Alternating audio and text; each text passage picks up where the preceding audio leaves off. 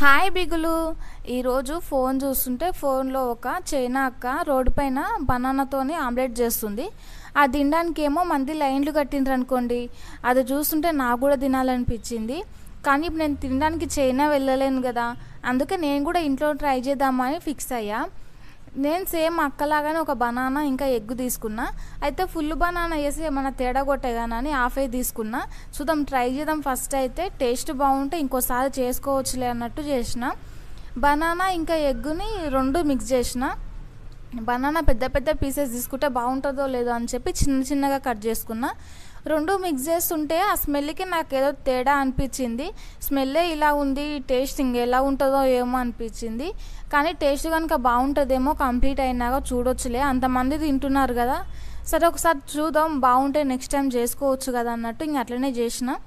ఈ రెండింటిని కలుపుతుంటే ఆ స్మెల్కి నాకు తేడా అనిపించేసింది. కొంచెం టేస్ట్ కోసం అన్ని సాల్ట్ కూడా వేసుకున్నా. ఇంకా మొత్తానికైతే ఆమ్లెట్ అయితే చేస్తున్నా. ఇంకా చేసినాక చూడాలి టేస్ట్ ఎలా ఉంటుంది అనేది. వాళ్ళకందరికి నచ్చుతుంది కదా, మరి నాకు నచ్చుతుందో లేదో చూడాలి. నాకు ఎందుకో తేడా అనిపించింది, అందుకే ఎందుకన్నా మంచిదని చెప్పేసి మన స్టైల్లో ఉల్లిపాయలు అయితే కట్ చేసి పెట్టుకున్నా. దీని పక్కకన్నా బాగుంటుందేమో అని. ఇది ఒక సైడ్ అయితే కాలింది. ఉల్లిపాయలు అయితే కట్ చేసుకున్నా. ఇంకొక పచ్చిమిరపకాయ కూడా కట్ చేసిన. ఇంకా మన ఆమ్లెట్ అయితే రెడీ అయ్యింది. ఉట్టి ఆమ్లెట్ తింటే బాగుంటుందో లేదో అని చెప్పి సైడ్కి ఉల్లిపాయలు ఇంకా పచ్చిమిరపకాయలు రెండు పెట్టుకున్నా. ఇంకొక పీస్ అయితే తీసుకొని తిన్నా. టేస్ట్ అయితే అది ఆమ్లెట్ కాదు, దానికి ఒక కొత్త పేరు పెట్టవచ్చు నాకు తెలిసి. కారం తినే వాళ్ళకైతే అసలు నచ్చనే నచ్చదు.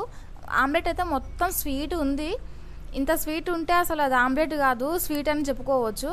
మరి వాళ్ళు ఎలా తింటున్నారో ఏమో అంత స్వీట్ను. ఇంకెంతైనా చైనా వాళ్ళంటే వెరైటీ వంటలు ఉంటాయి లేండి, దానికి మనమేం చేస్తాంలే. కానీ నాకైతే నచ్చలేదు అసలు, అందుకని ఇంకా వదిలేసినాను. తినాలని అసలు అనిపించలేదు.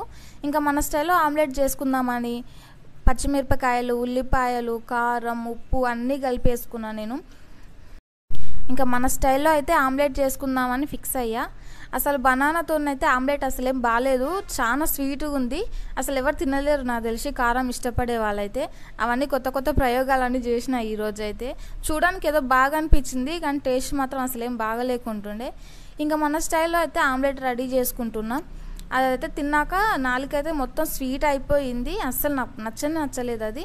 తర్వాత మన స్టైల్లో ఆమ్లెట్ చేసుకొని తిన్నాక కొంచెం బాగా అనిపించింది, ఇంకా బెటర్. ఇంకా వీడియో నచ్చితే లైక్ చేయండి, సబ్స్క్రైబ్ ముఖ్యం.